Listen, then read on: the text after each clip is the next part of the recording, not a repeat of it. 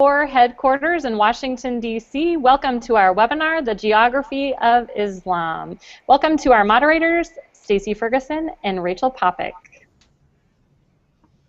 Welcome, everyone. Thank you so much for joining us. We're thrilled to have you all here. My name is Stacey Ferguson. I'm the Gender Education Specialist here within the Worldwide Schools program at Peace Corps. Welcome to the Geography of Islam, the first of our year-long series of webinars hosted by the Worldwide Schools program here at Peace Corps. Within the Muslim faith and tradition around the world, there is tremendous diversity and uniqueness. Recently, the Pew Research Institute reported that while the world's population is projected to grow by 35% in the coming decades, the number of Muslims is expected to increase by 73%, from 1.6 billion in 2010 to 2.8 billion in 2050. In 2010, Muslims made up to 23.2% of the global population. 4 decades later, they are expected to make up about 3 in 10 of the world's people, which is about 29.7%. A Muslim community in Indonesia may look and feel very differently than a Muslim community in Jordan or even within the United States here. Today we will talk with Peace Corps volunteers, both returned and currently serving in the field, and talk about their experiences living and serving in Muslim communities and how it plays or played a part in their Peace Corps service. I've introduced myself already, so I'd like to introduce my co-moderator, Ms. Rachel Popick. Hi everyone, my name is Rachel. I am an intern in the Office of Third Goal and Return Volunteer Services. I am a return Peace Corps volunteer from the Gambia in West Africa. I served from 2013 till last August in 2015. So we are joined today by 2 wonderful middle schools, both in America. So we're going to send it over to Bend International School to have them introduce themselves, say where they're from, what grade their class is, and how many students are in their class. So hi, I'm Josh Colvin. I'm the middle school teacher at Bend International School here in Bend, Oregon. We are a first-year charter school that's devoted to global issues and global curriculum. I have my 7th and 8th grade class here. There's 27 of them. Our first question is from our student named Kate. Come up here and ask a question.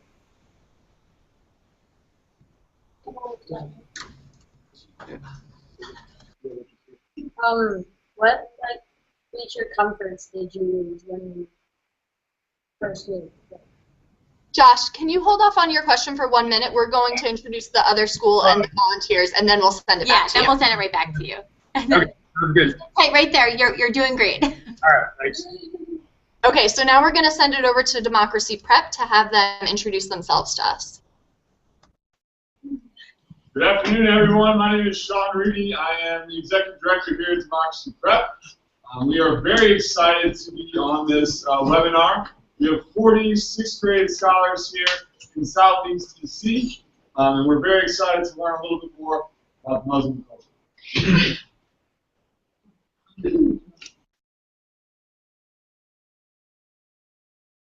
Wonderful. Thanks for joining us, Democracy Prep and Bend International. We're so happy to have you on board today. Okay. So now it's my pleasure to introduce you all to our esteemed panelists today. We have many wonderful folks joining us from different parts of the world, so I'm going to take a moment and introduce them. First, we have J.C. Bowman. She's a Peace Corps volunteer serving in the Gambia, and she's also joined today by her counterpart, Sidibe. So I'm going to give them Sinabu, sorry. I'm going to give them a second to say hello to you. Hi, I'm J.C. Bowman, and I am currently serving as a Peace Corps volunteer in the Gambia.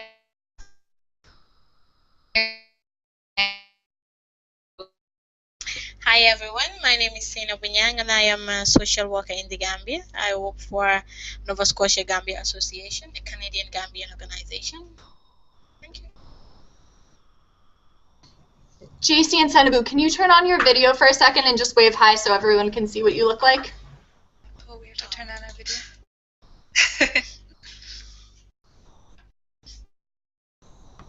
There they are. Hey, everybody. You can turn it back off to make the sound better if you want.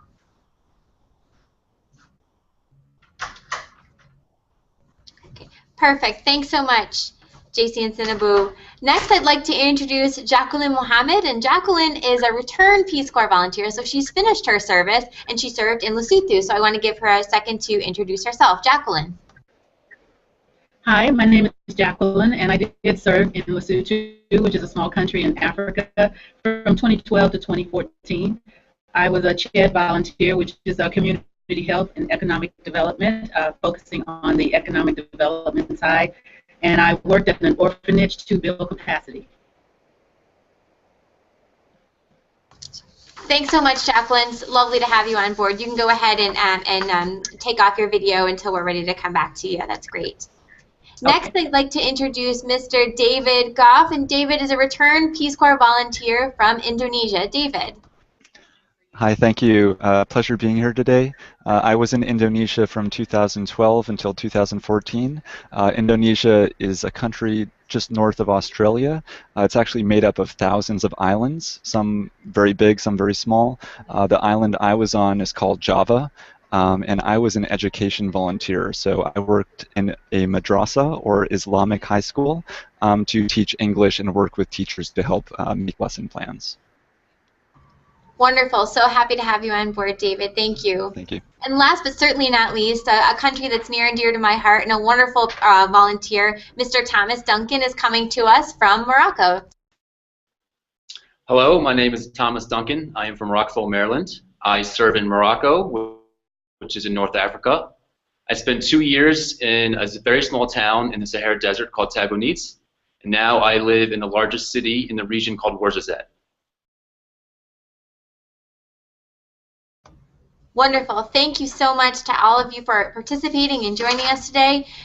Just a quick reminder that folks can type in questions into the chat box. If you're joining the webinar remotely, please make sure to send us your questions. We're happy to receive those. And also for the panelists and participants that are joining us from different parts of the world, if you want to refresh your screen, sometimes that will bring the audio and the visual back, and it will kind of just pump it up a little bit. So just a couple notes there.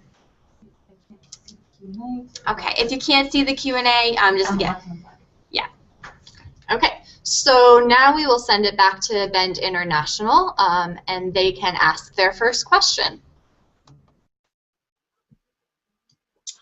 Okay, our first question is from Hayden. He's going to come back up and tell you his question again.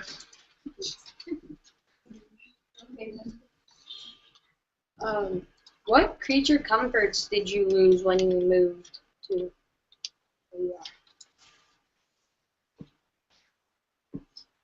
That is a great question, and I'm sure that's one that all of our panelists would be happy to answer. But let's go ahead and start with Thomas in Morocco. So the question, Thomas, is what creature comforts did you sort of have to give up, and what things do you miss being a volunteer overseas in Morocco? Well, one of the things that maybe I didn't realize was a creature of comfort was running water. I lived in the town I lived in, didn't have running water, and so I had to fill up my water every 2 days, and that was something that was very difficult to adjust to. And in the town I lived in the summer, it would get to be about 140 degrees in July and August, and air conditioning was something that I definitely missed.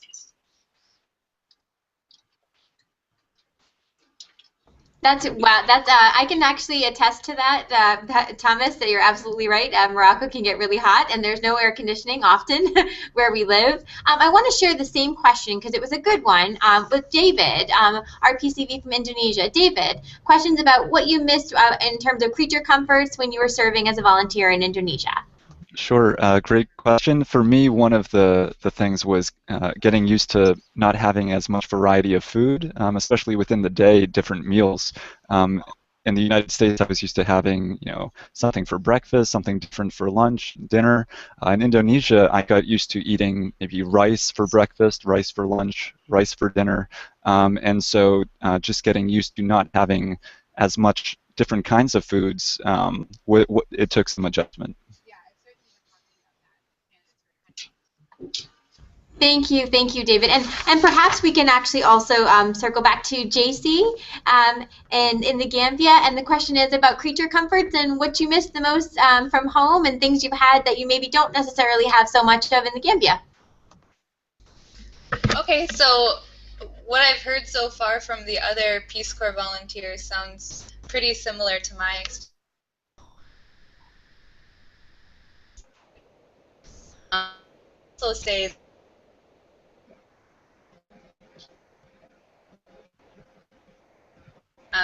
taking a bath using just a bucket instead of a shower was something I had to learn how to do and get used to. Thank you so much, JC. And we're going to actually just switch it over to Democracy Prep, right, for our question. Democracy Prep, do you have a question for our volunteers? We do. Our question person is on their way up. Sorry, we've got a full house today. So go ahead, Anija. The question we ask is, how do stereotypes impact how people practice Islam? That's a wonderful question. Thank you so much for sharing that. So the question is, how do stereotypes impact sometimes our perception of the Islamic faith and tradition? And that's a great question. I'd like to share that first with Jacqueline. Jacqueline, the question is, how do sort of stereotypes impact sort of how we see Islam in different parts of the world? I think because I'm Muslim and I'm African American Muslim, there were stereotypes. They didn't expect me to be Muslim when I arrived in Lesotho, so there was a lot of confusion.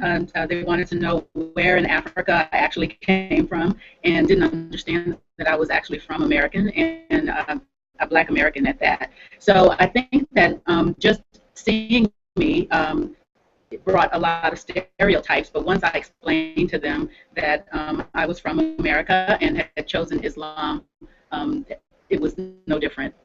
Everything was great.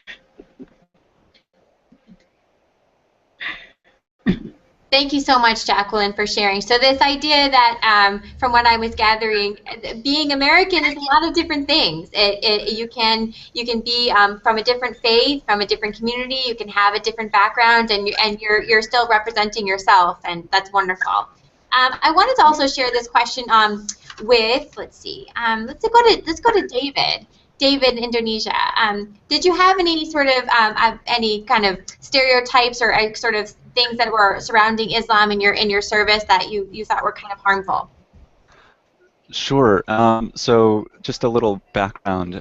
Indonesia is a very large country. Almost 90% of the population is Muslim. So it's very prominent there. Also, some people are Christian, Hindu, Buddhist, other religions, but Islam is definitely the largest religion by population. So I think with my going there, I encountered a similar element of surprise. A lot of people didn't realize that in the United States we have many Muslims as well. I think that from the media that a lot of people in Indonesia received, they thought that maybe America, the United States, did not have much of a Muslim population, and that also a lot of people I met in Indonesia were concerned that maybe as an American I had a negative perception of them on the basis of my own, maybe ignorance or about their religion. And so that was something that a lot of people brought up to me when they first met me was, I hope you are open to learning about me, because as an American it sounds like maybe there's a little tension or lack of understanding. And so that was something that I confronted a lot, was that element of worry that I might be there with a certain negative perception of them.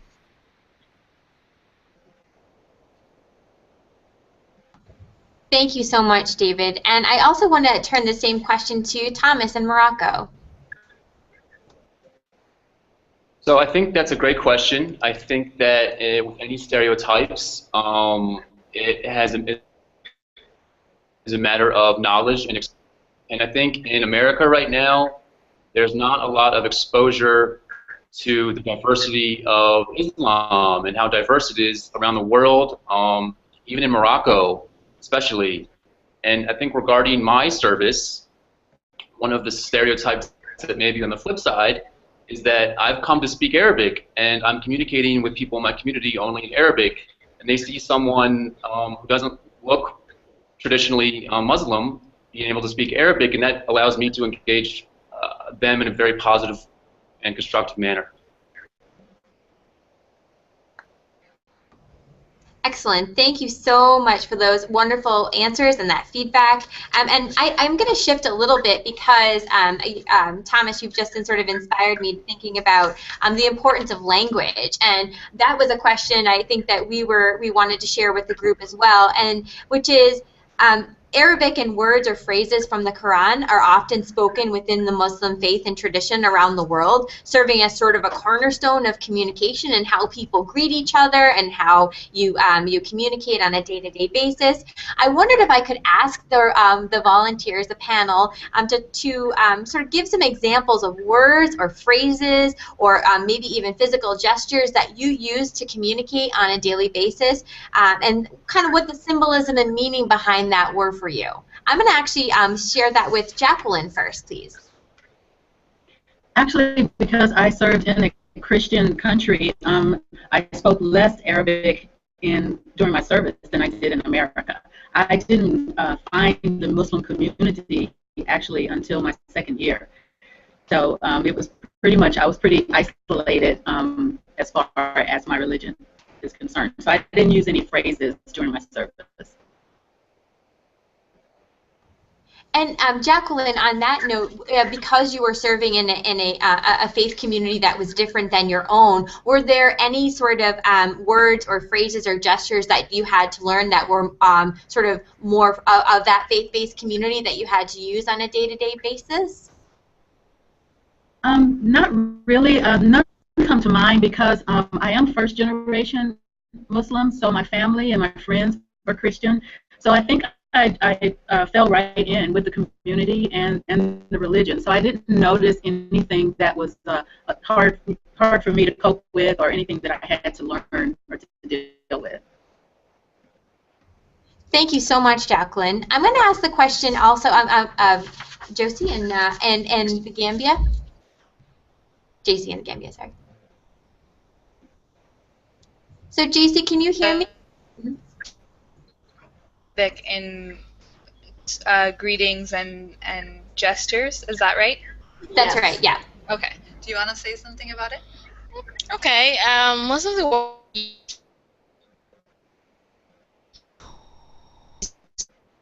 Assalamu alaikum, that is the greeting.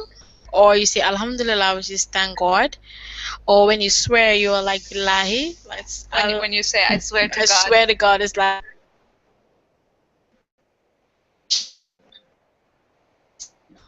That a lot. So when you say something that is going to be the next day or something, you say by God's grace, we say inshallah. So by God's grace, inshallah, that's definitely something we hear quite often in Muslim communities around the world. We just received a question, which I think is an interesting one. Do you want to share, Rachel? We received a question from Childers in Broken Arrow, and their 6th grade class was wondering if the ISIL threat impacts how Peace Corps volunteers do their work.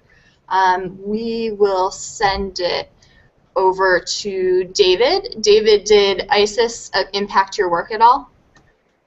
So I was there from 2012 to 2014. So I think while I was serving in Indonesia, it was not as prevalent an issue as it's become. I did not find that impacted my service there now. I think if you asked volunteer in Indonesia today, they would probably have a different answer, especially in the event of recent news in the country just in the past couple of days. But I think on the whole, Indonesia again has hundreds of millions of people, and within that body of Muslim communities, there's a lot of diversity and a lot of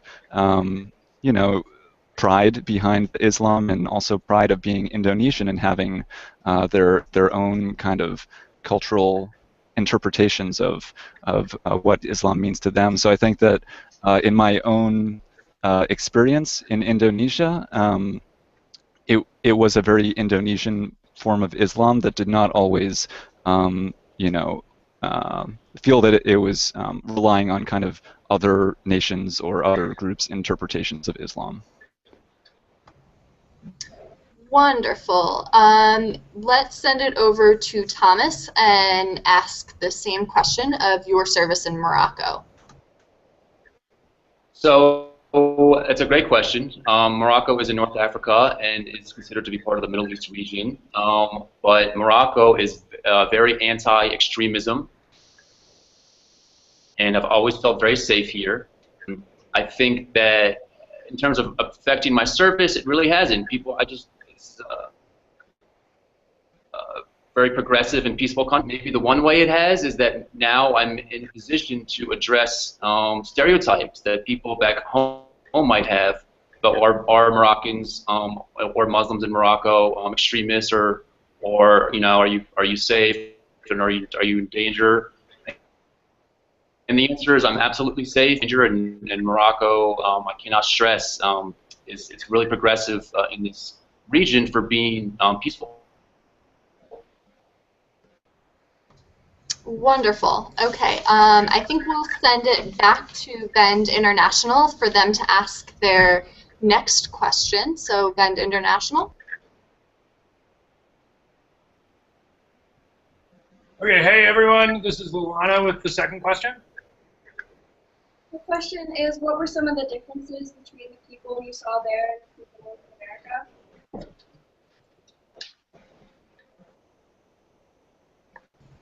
So if I understand correctly, the question is, what were some of the differences that you saw, or you see between the United States and maybe the people you're serving in their community? Is that right? Okay. That's a wonderful question. So let's actually send that to Jacqueline. Jacqueline, can you talk a little bit about the differences? Sure. I think the differences, especially since I was in a Christian country, were very subtle. I think that I recognize them more now that I'm back. What I did recognize while I was there was how laid back, if I could use that term, you know, there wasn't a lot of stress, not a lot of worry. As we do over here, we have so much in America and they have so little, but they have the quality of life I felt was much better. I lived and worked in an orphanage where, and it was actually a temporary shelter where the children were sometimes traumatized. But as long as they had food, clothing, and shelter, they were happy. And that's the biggest lifestyle difference that I could think of. Great. Okay, next we'll send it over to JC and Senabu to ask the same question. Are there any differences that you see between Americans and Gambians? Both of you can actually answer that question.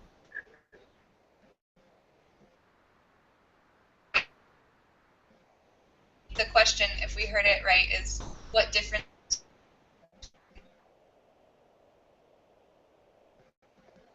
So I'll start and then I'll let Senabu have her piece too. So I would say a big difference I noticed is just the value of community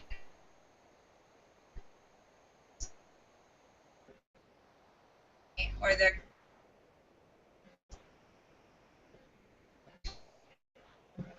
that I don't see as much or not as strong in the US. Okay, and like Ceci said, it's like the base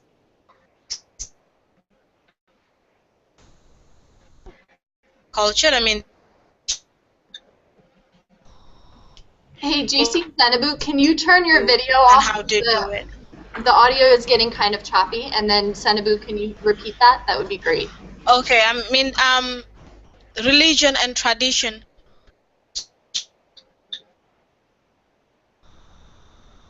Or how do you do it? It's mostly based on religion and culture.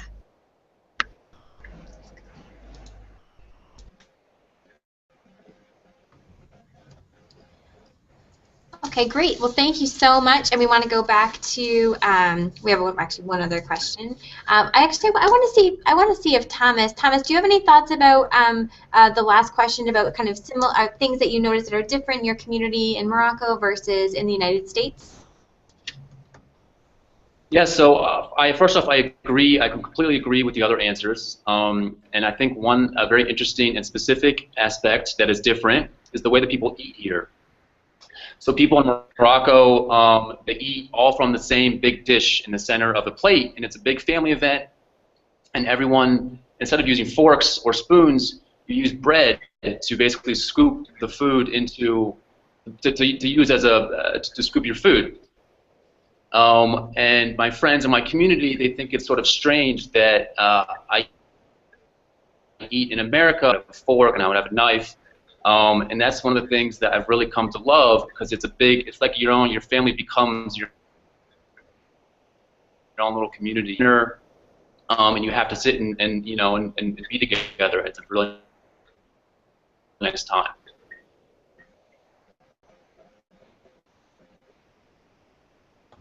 Excellent. Thank you so much, Thomas. So we want to actually open it up for another question. If we have another question in Bend International, do you have Democracy. I'm sorry, correction. Democracy Prep. Do you have a question for us, Democracy Prep? Hold on. I'm Alana. Louder. I'm Alana, and the question is, I know one of you said you are in education and work in a school. What does school look like in another country? That is a great question. So let's actually pass that over to David. Mm-hmm. David, could you answer the question? What did school look like in Indonesia, where you served? Great question. Sure. Great question.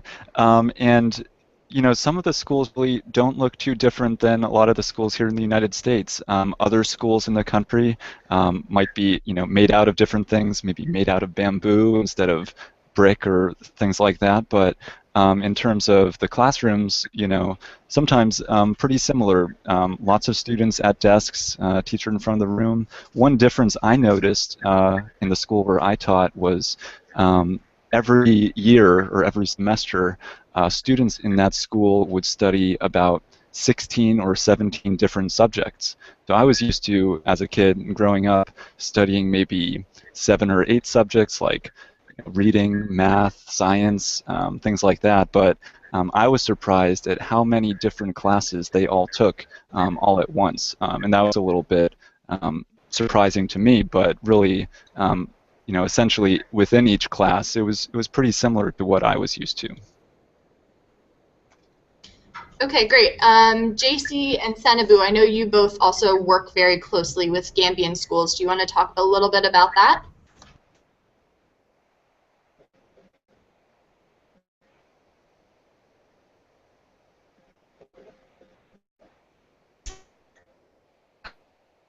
Difficulties. So the Gambian schools, I think they are similar to what David just said. There's the teacher.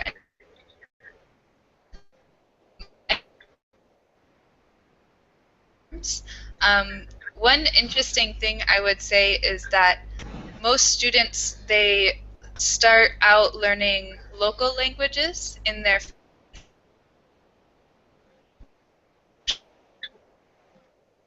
So you'd have to imagine if your first language is English and you go to school and all of a sudden everything you learn is in a different language like Spanish.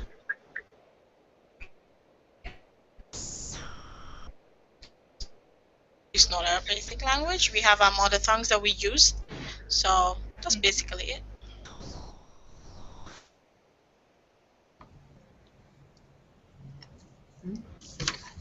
Wonderful. Well, thank you so much for that. We did receive another question in from our chat box, and that was there a lot of danger in Peace Corps with sickness or animals? So I think the general question is about sort of how do you stay healthy in Peace Corps service. So I'm going to open that up, and maybe we can circle back to Thomas in Morocco. How do you stay healthy, Thomas? Well, I'll say that I have gotten sick a few times. A lot of that is when you first get to country and there's sort of different water or different food and your body just can't adjust to it.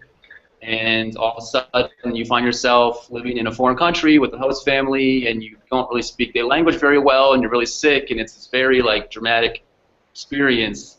But one of the things is just kind of dealing with it. I think that's what, with Peace Corps in general, you just have to learn to adapt and you have to develop healthy lifestyle behaviors that fits the culture you live in.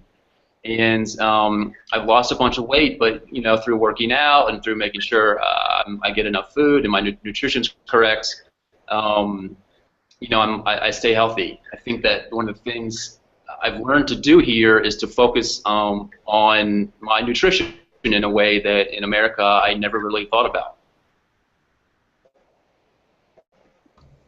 Wonderful. Thanks so much, Thomas. And Jacqueline, the same question for you. How did you stay healthy and during your service in Lesotho?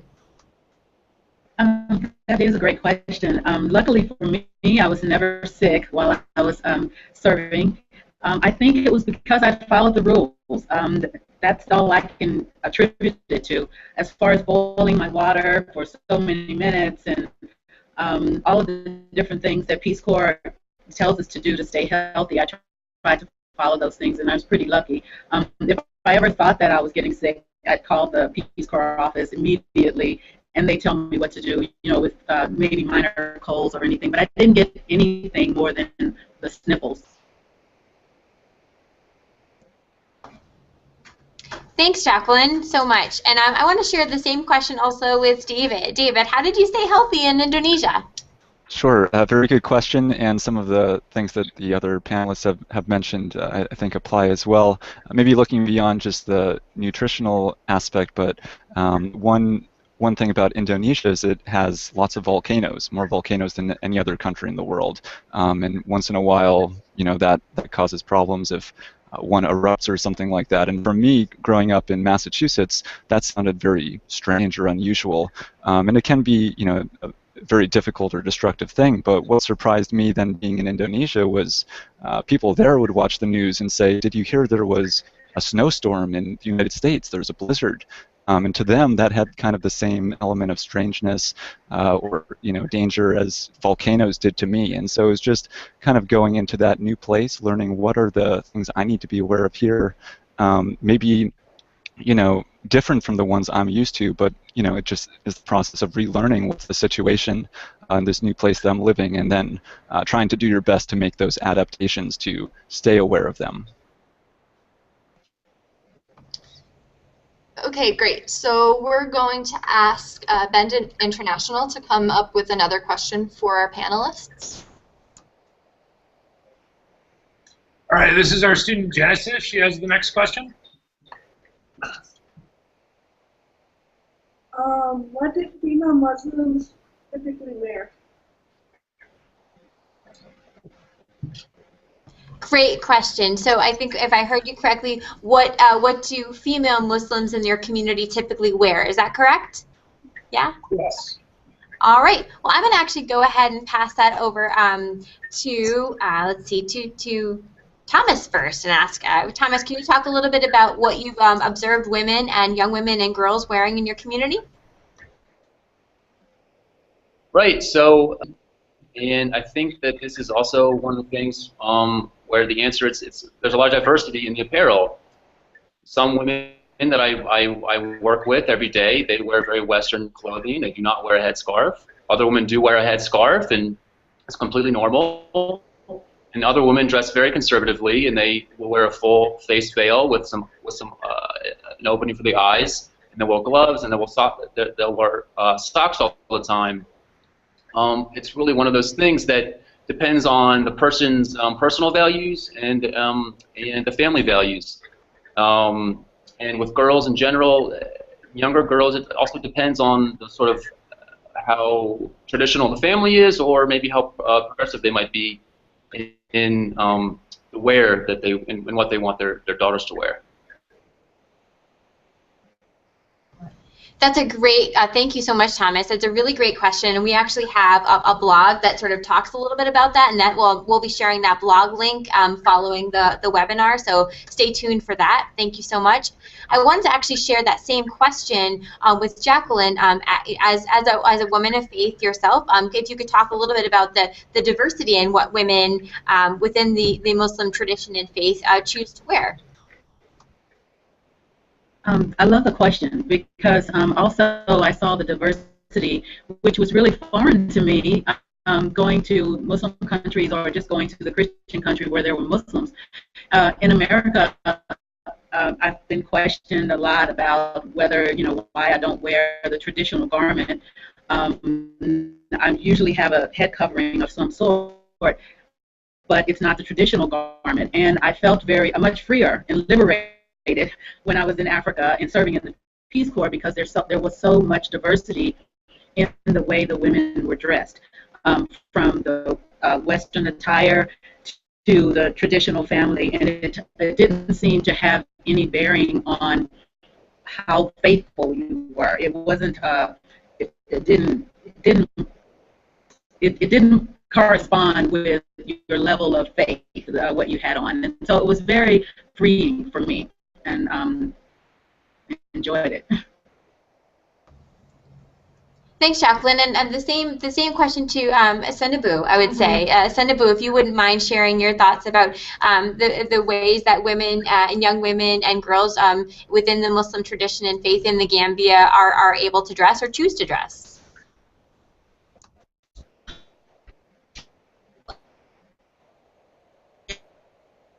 It's basically a choice. So though you are advised to dress decent, but you can choose to wear a veil. Like in my family, nobody wears the veil, but I do.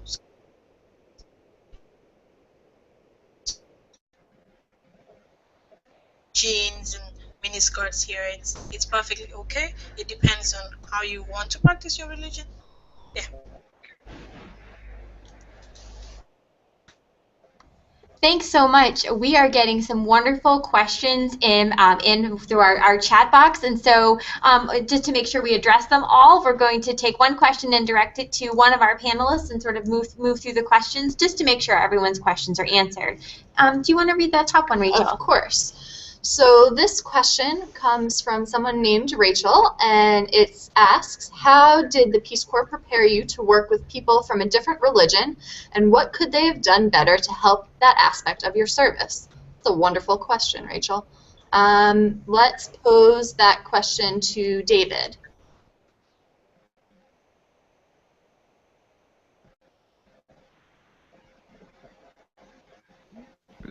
Great. Thank you for that question.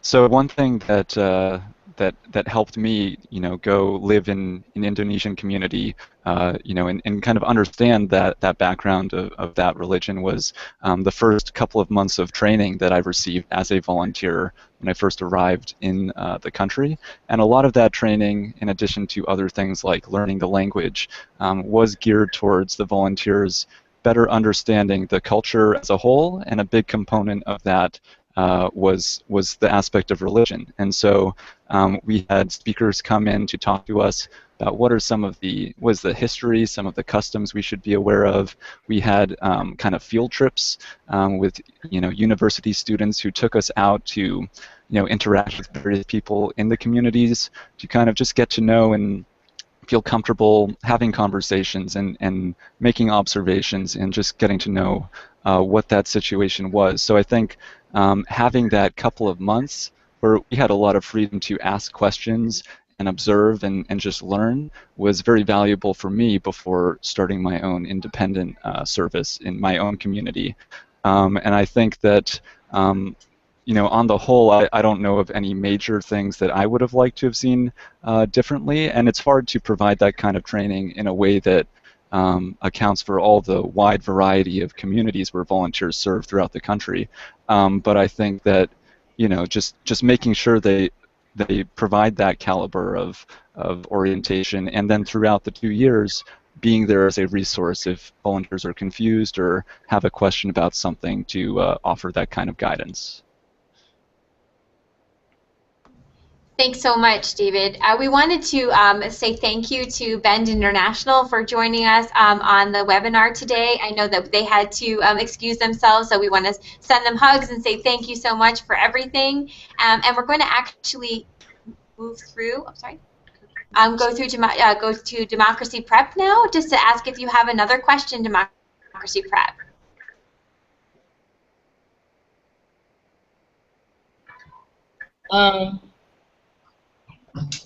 Hi, my name is Rashid, and I was wondering what was life like in Indonesia? Okay, great. That question is for you, David. What was life like in Indonesia? Great question as well. Happy to share that perspective that I was able to gain.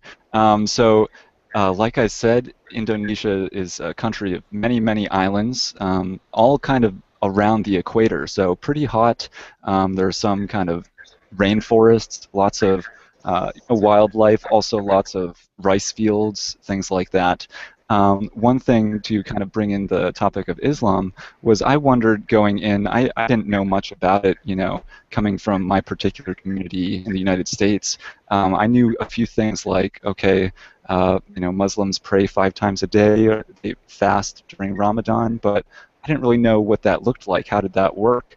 And so it was really interesting for me to go to a country like Indonesia where almost 90% of the population is Muslim, and just see how those different elements kind of naturally work their way into people's daily lives. And I'll give you kind of just one small anecdote or example, which is if you're traveling on a long road or highway in Indonesia and you come to a gas station, in addition to having a restroom and things like that, they'll also have a prayer room where people who are traveling for the day can pull over, and if it's that time of day, they can stop there and they can do their daily prayers that they do for 5 times each day. And so lots of things like that were a real exposure to me to see how the society can really embrace the religion and support its members who practice that religion.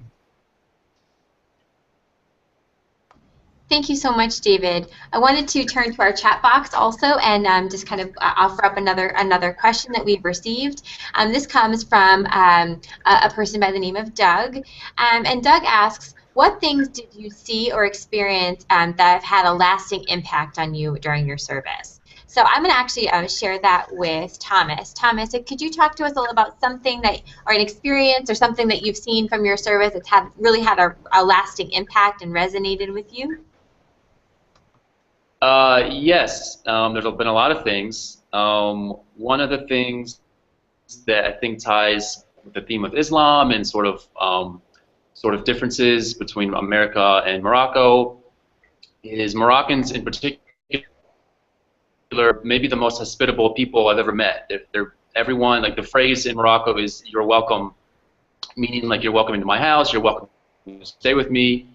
I remember in terms of thinking about the way in which living in a community of a different faith has affected me. I remember growing up when I went to Catholic school, and one of the questions we would think about is, would you let a stranger into your house if they needed a place to stay or some food? And I can tell you from many experiences that I've been that stranger in people's houses, and that sense of hospitality and being welcomed, I think if I take from Morocco, I will always have a completely different perspective on what it means to be hospitable. I take it back. I'm doing this one for JC. Thanks so much, Thomas. We have another question that we've received in the chat box, which is, this is coming from a woman by the name of Lily. And Lily is talking a little bit about, she says, we've been working with our students to navigate the current climate of increased Islamophobia in the U.S. and are wondering how you think you can use your service experience to have a positive impact on shifting the perception of Islam in the U.S. And I'd like to share this with JC.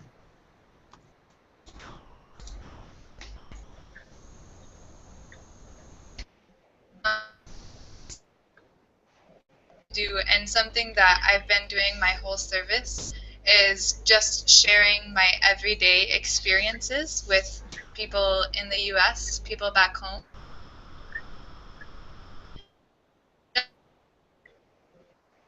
About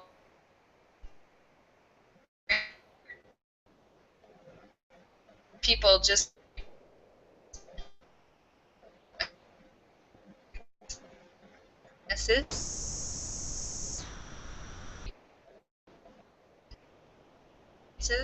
sharing pictures of my host family, sharing videos, sharing these experiences with people in the US is how I personally hope to have a positive.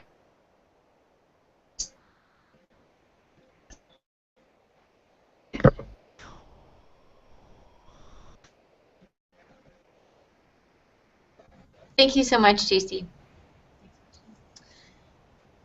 Okay, so the next question that's coming from our chat box will be for Jacqueline, and that question is, did you ever have a language breakdown that caused problems, and if so, how did you resolve them? So what kind of language barriers did you have that caused problems in your service, Jacqueline? It's funny that you would ask me that question. I just wrote a blog about it. Because I am African American, I look a lot like the Basotho. So Peace Corps teaches you how to greet and to say a few phrases in the native language. And that would always get me into trouble because they would think that I was actually a local. And when I could not continue to speak the local language, there was the breakdown. Then there were all types of reactions from anger to just astonishment that they did not know that I was from America and could not speak the local language.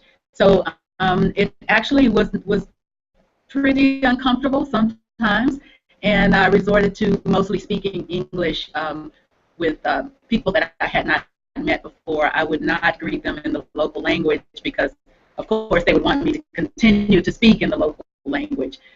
So I would just go from English to as I saw fit. Thank you, Jacqueline. We're going to throw it back to Democracy Prep if you guys have another question for our panelists.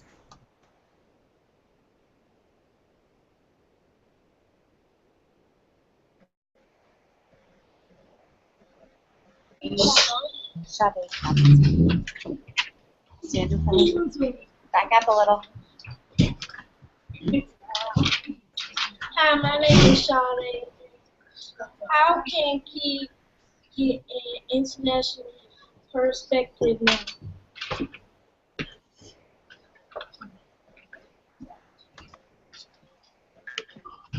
I'm so sorry. Could I ask you to repeat that question? I want to make sure I understood it correctly.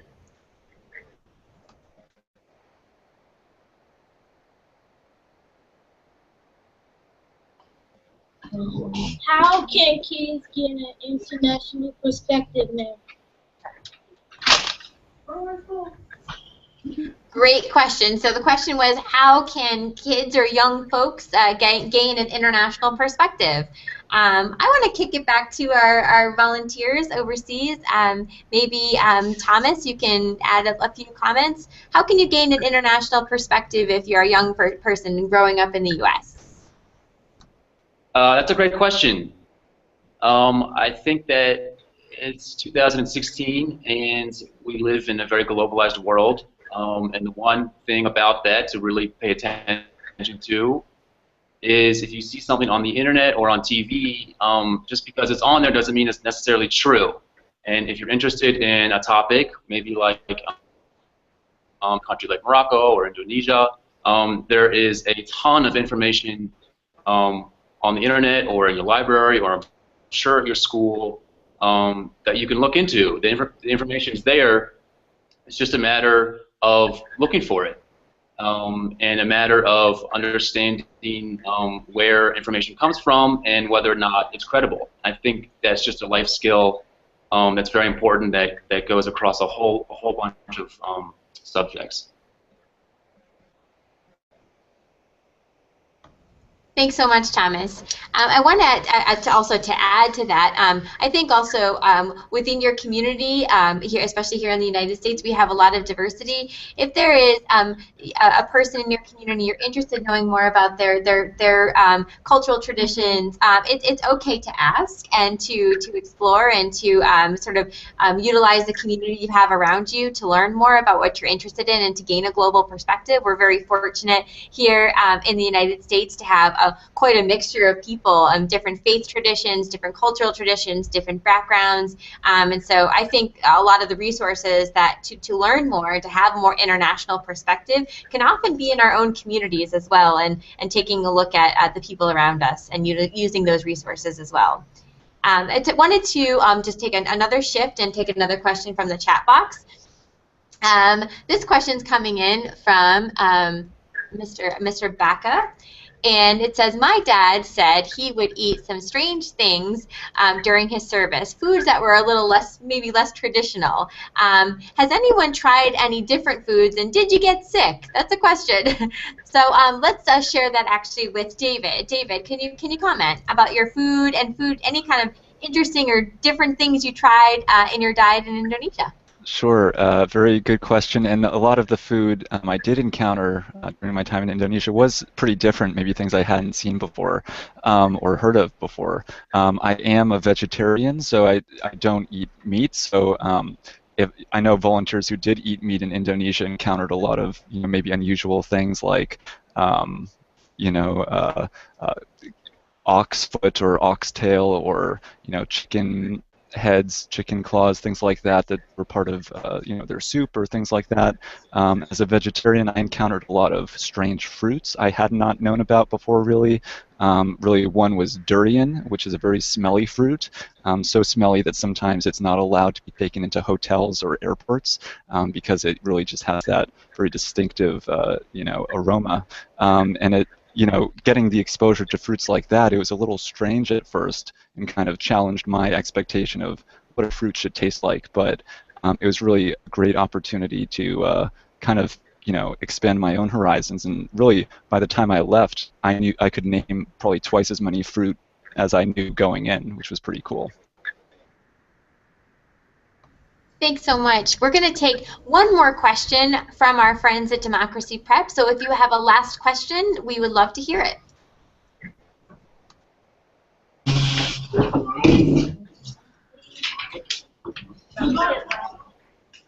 Hi, my name is Amari. What does Islam culture look like in Morocco? Great question. Thomas, I think this one is for you. Yeah, that's a great question. And Islam in Morocco is very diverse. Morocco in general, the region in which I live in, the indigenous people here have been living in this part of the world for over 4,000 years, and they speak one of the oldest languages that's still spoken in the world. And Islam came here about 1,500 years ago, and so it was kind of this mix of this really ancient civilization that still exists in this new religion at that point in time, and it's kind of created this beautiful blend of Arabic world and North African world. And you go to some countries, some cities in North Morocco, like Fez, for example, and you have this beautiful Islamic architecture. And then you go to some places like where I used to live, down in the desert, and it's this amazing sort of Saharan lifestyle and architecture and colors, and it's very different, diverse look and feel. I think the way to put it is just very, very diverse. Some cities, like Marrakesh, for example, a big city, is very Western, heavily influenced by the French. You find a lot of people wearing Western apparel. And then you go to some cities out in the desert, and very conservatively dressed individuals, but very progressive community. And so it's one of the things that I think is most fascinating about Morocco is the diversity of the religion and the culture in general.